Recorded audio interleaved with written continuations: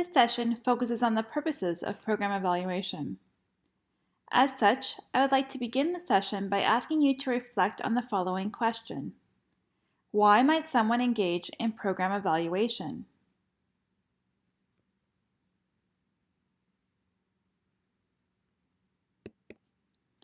The literature suggests that there are two main purposes for program evaluation. That is, program evaluation for accountability and learning purposes. The literature also shows that the purposes for conducting program evaluations are often multifaceted and that many evaluators favor one purpose over another, with many program evaluations favoring the accountability purpose.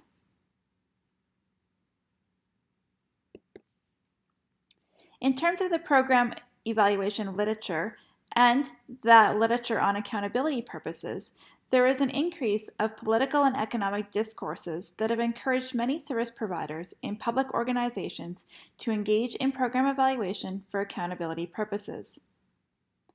Limited program funding in the social and health services has also increased interest in the use of evaluation to establish program accountability. Through what is commonly referred to as summative evaluation, service providers are able to assess program effectiveness, identify best practices, and validate their programs within fiscally competitive climates.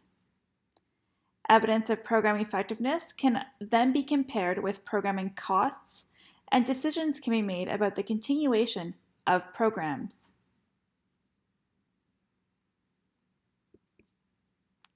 Elkin and Christie acknowledge that there are three different types of accountability in program evaluation: goal accountability, process accountability, and outcome accountability. Each type of accountability refers to a specific aspect of a program and is the responsibility of a particular stakeholder group. Goal accountability focuses specifically on whether relevant program goals have been developed and is of particular interest to governing bodies or boards and upper management levels. Process accountability examines the implementation and appropriateness of the procedures used for obtaining programming goals and is often the responsibility of programming managers and the frontline service providers. Whereas outcome accountability explores the degree to which goals have been achieved and is also the responsibility of the managers and service providers. Demand for these three types of accountability is present within all settings. However, in many public sectors, the focus has recently shifted from process to outcome accountability.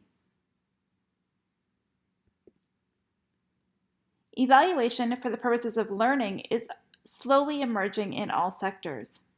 When we talk about evaluation for the purposes of learning, we are often referring to the learning that happens from the evaluation process and findings themselves. Long and colleagues suggest that in addition to exploring if programs work, there is interest in learning from the implementation and evaluation experience itself. Program evaluation for the purposes of learning allows individuals, teams, and organizations to learn, grow, and develop.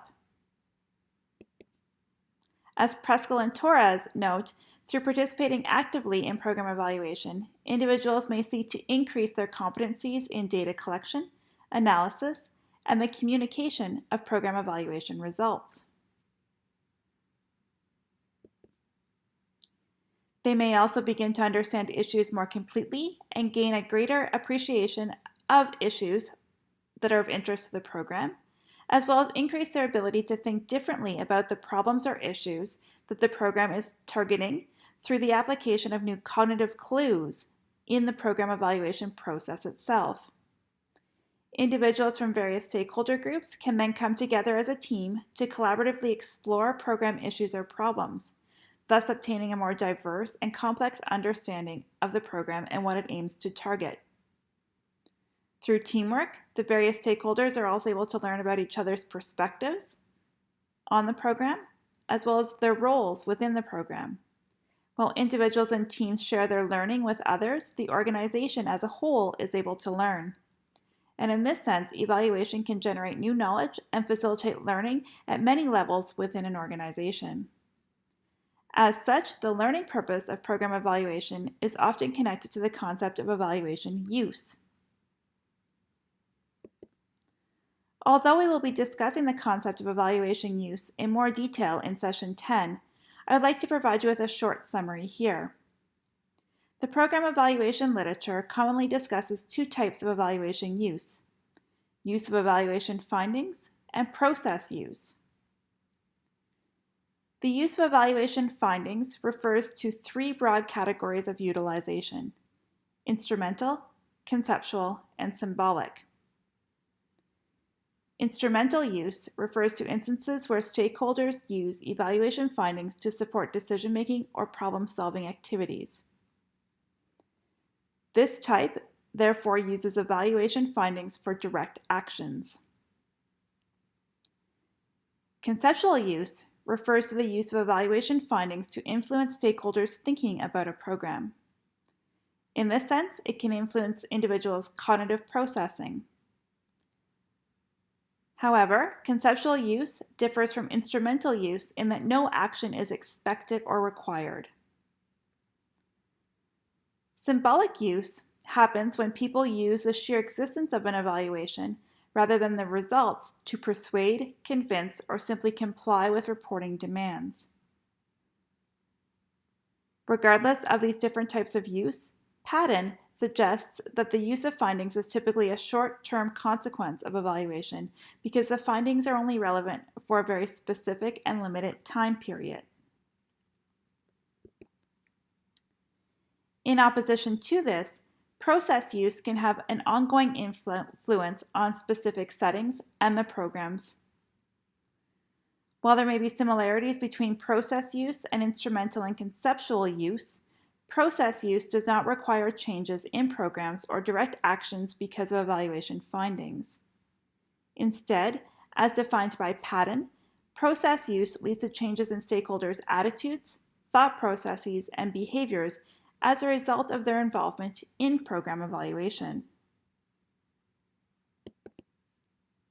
There are 6 types of process use: facilitating stakeholders' understanding of the program, supporting and reinforcing program interventions, increasing stakeholders' engagement as well as their evaluation and critical thinking skills, facilitating program and organizational development, infusing evaluation thinking into an organization's culture, and promoting instrumentation effects and thus keeping stakeholders focused on program priorities.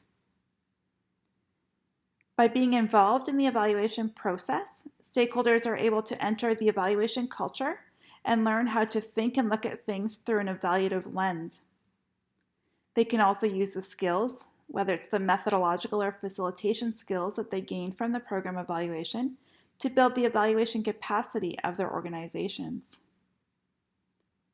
King and colleagues suggest that evaluation capacity building strengthens and sustains program evaluation activities by developing the settings abilities to design and implement evaluations, as well as stakeholders' abilities to gain and use their evaluation knowledge and skills. In this sense, process use can be helpful in various settings regardless of whether or not the evaluation findings or recommendations are favorable or used or not used. However, it is important to note that research on process use is still in its early stages within program evaluation.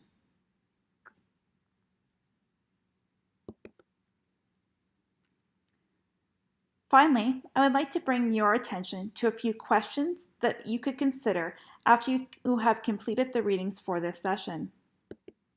These questions and your answers to them may also be a source of inspiration for your self-directed research paper for this course.